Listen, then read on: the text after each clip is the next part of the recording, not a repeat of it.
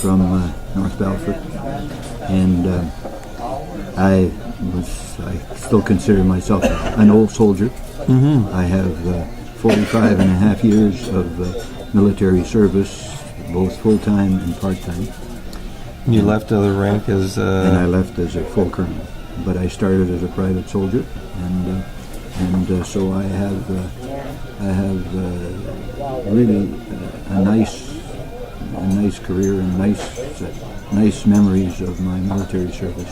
Tell us a little bit about what I was interested is you were in the beginnings of Canada's Special Forces in Vietnam. Tell us a little bit about that. Well, Vietnam, when the French left Indochina after Dien Bien Phu and that, there was an international conference was held in Geneva, chaired by Britain and Russia, and three countries were the members: Canada, India, and Poland.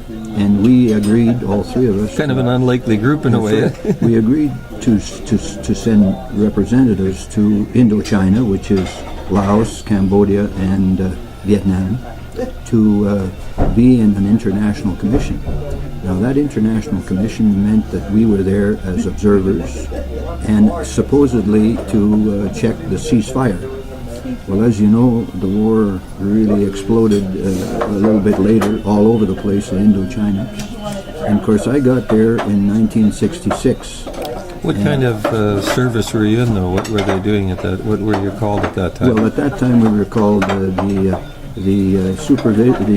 Commission for Supervision and Control in Indochina. Okay. And part of our job was to check borders, check incidents on borders, check airports and what arms and stuff was coming in, and check also in the ports.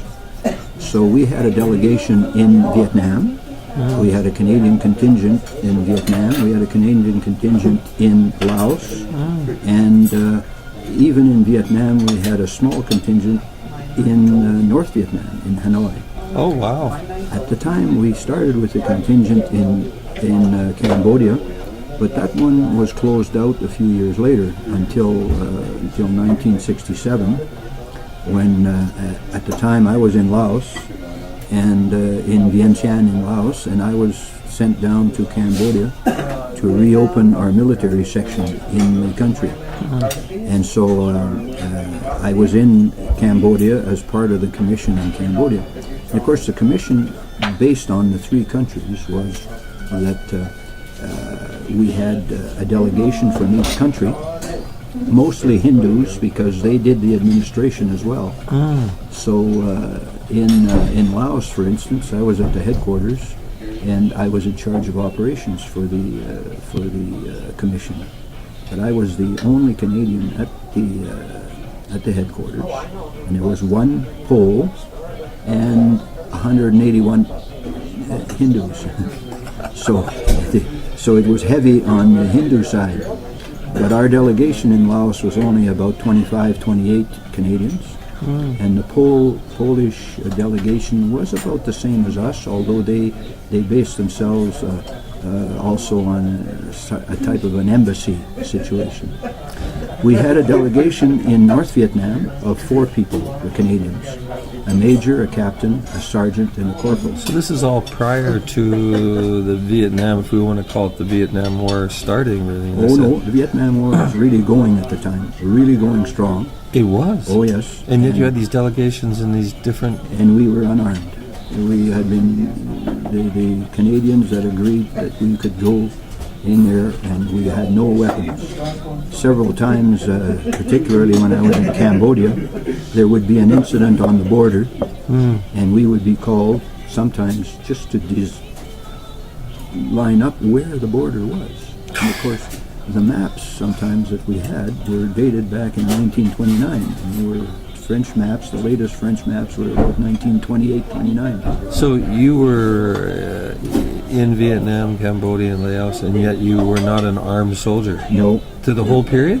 Through the whole period, we weren't allowed to carry arms. Wow. And this was sometimes kind of dicey.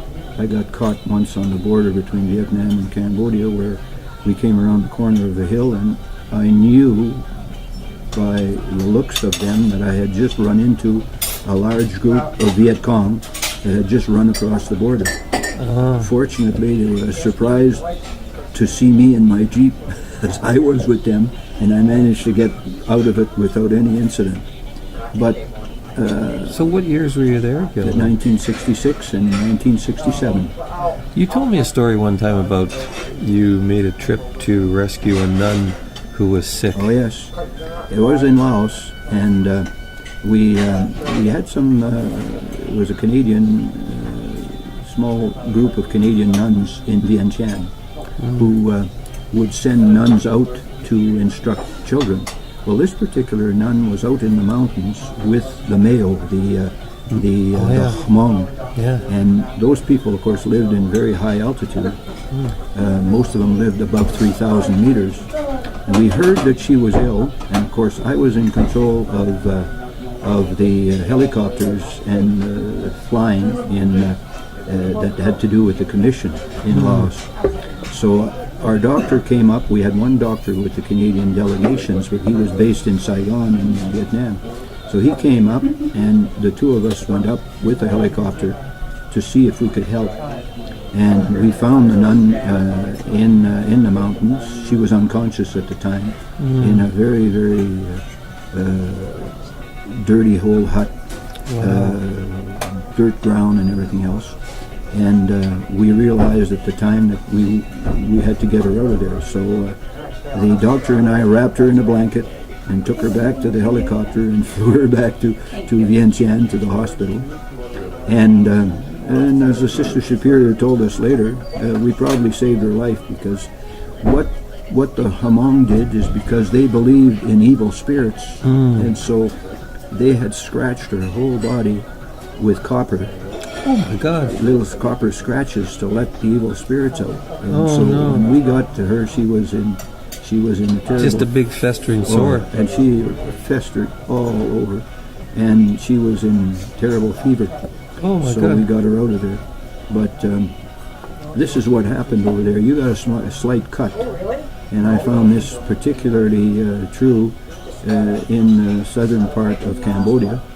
The Mekong Delta is right there, and the Basak River as well. And you would get a cut, and it would fester for weeks on end. Infections of some sort. Because when I got pulled out of Cambodia to go to the hospital in Saigon, I was rotten with amoebic dysentery, and I had malaria, and all the cuts and bruises and the little pieces of shrapnel that we had picked up were all festering. I was in pretty bad shape. Jeez. And so I stayed in hospital in Saigon for a month until finally I got over that.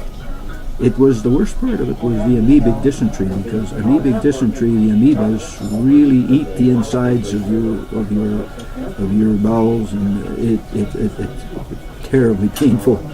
And so when I got out, I weighed about 112 pounds, and I was sent back to Cambodia to recuperate.